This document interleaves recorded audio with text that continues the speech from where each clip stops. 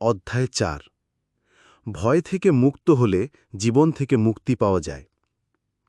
যদি তুমি ভয় থেকে মুক্ত হতে পারো তাহলে তুমি মানুষের বানানো এক শয়তান থেকে মুক্তি পাবে।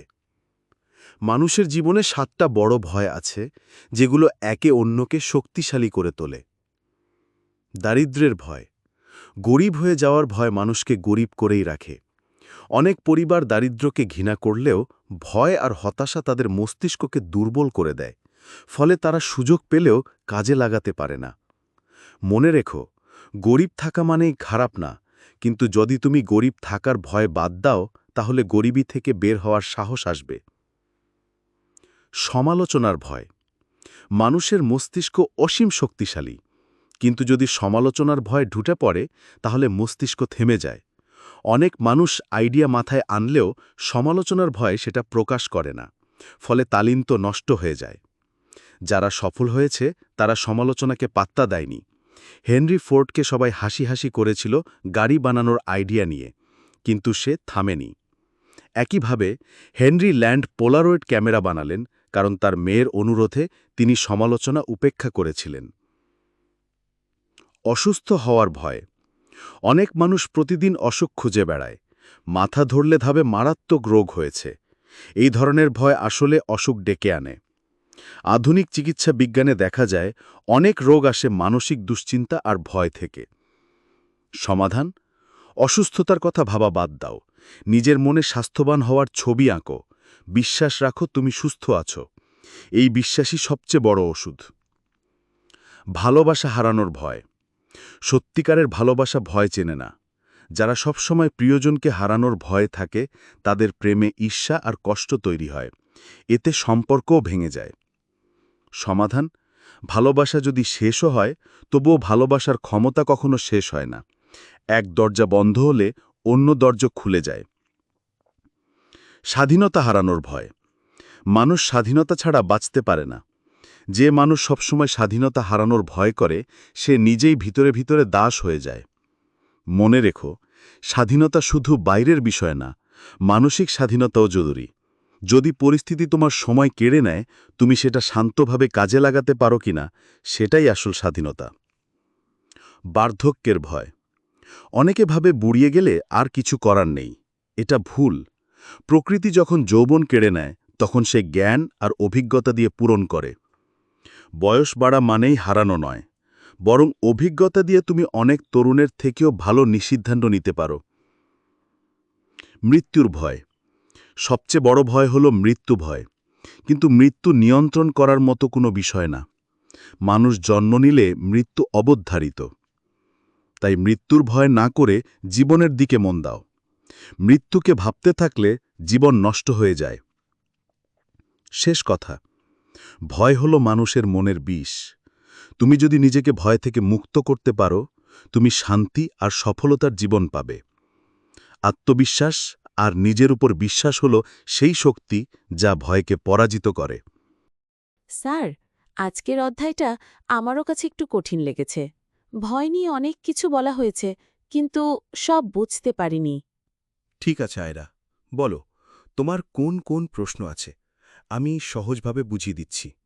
স্যার, বইতে বলা হয়েছে ভয় থেকে মুক্তি মানে জীবন থেকে মুক্তি। এটা কি সত্যি? হ্যাঁ আয়রা, মানুষের জীবনে সবচেয়ে বড় বাধা হলো ভয়। ভয় আমাদের চিন্তাকে আটকে দেয়, কাজ করতে বাধা দেয়। যদি তুমি ভয় থেকে মুক্ত হতে পারো তবে তুমি সত্যিই নিজের মতো করে বাঁচতে পারবে। স্যার, বইতে ৭ রকম ভয়ের কথা বলা হয়েছে, সেগুলো কি? ভালো প্রশ্ন।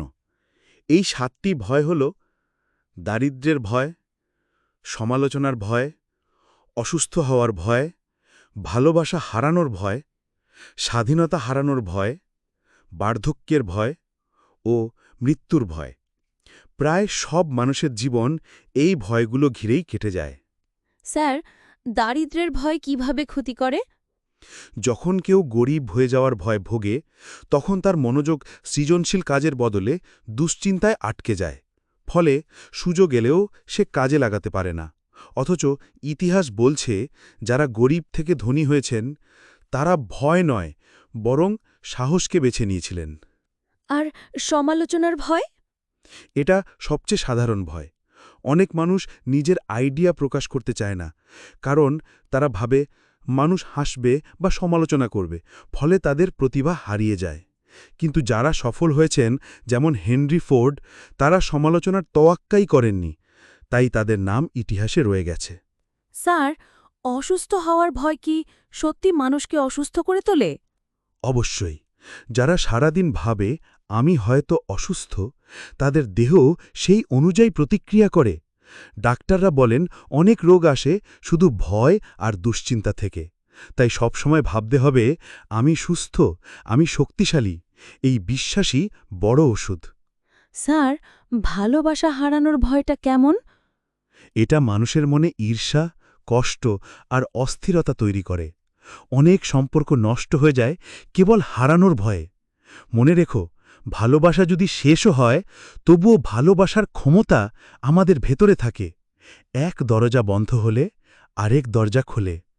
স্বাধীনতা হারানোর ভয় কি ভেতর থেকে মানুষকে দুর্বল করে দেয়? হ্যাঁ, যাদের মনে সবসময় স্বাধীনতা হারানোর ভয় থাকে, তারা নিজেরাই দাসের মতো হয়ে যায়। স্বাধীনতা শুধু বাইরের না, ভেতরেরও। যদি তুমি মানসিকভাবে স্বাধীন থাকতে পারো, তবে যে কোনো পরিস্থিতিকে নিজের মতো কাজে লাগাতে পারবে। বার্ধক্যের ভয়টা কেমন? অনেকেই তো ভাবে বুড়িয়ে গেলে সব শেষ। না, বয়স বাড়লে মানুষ অভিজ্ঞ হয়। প্রকৃতি যৌবন কেড়ে নেয় বটে, কিন্তু বদলে জ্ঞান আর প্রজ্ঞা দেয়। তাই বার্ধক্যকে ভয় নয়, বরং উপহার হিসাবে নিতে হবে। শেষে মৃত্যুর ভয়, এটা তো সবাইকেই তাড়া করে। হ্যাঁ, কিন্তু মৃত্যু এমন কিছু না যা এড়ানো যায়। জন্ম হলে মৃত্যু হবেই। তাই মৃত্যুর ভয় না করে জীবনের দিকে মন দিতে হবে। যদি আমরা প্রতিদিনকে অর্থমহীন করি, তবে মৃত্যু নিয়ে ভাবার প্রয়োজন নেই। স্যার, এখন সব পরিষ্কার। ভয় আসলে মনের তৈরি দেয়াল, যেটা ভেঙে ফেললেই আমরা মুক্তভাবে বাঁচতে পারব। ঠিক বলেছ আয়রা। ভয় হল মনের পিষ। আত্মবিশ্বাস, বিশ্বাস আর সাহসী এই ভয়কে পরাজিত করে। আলহামদুলিল্লাহ স্যার, এখন সবই বুঝতে পারছি। ধন্যবাদ স্যার। ভালো হয়েছে আয়রা। এখন আমরা পরের অধ্যায়, মানে চ্যাপ্টার 5 শুরু করব। সেখানে আরও নতুন কিছু শিখবে, যেগুলো হয়তো আগে বই পড়েও বোঝনি।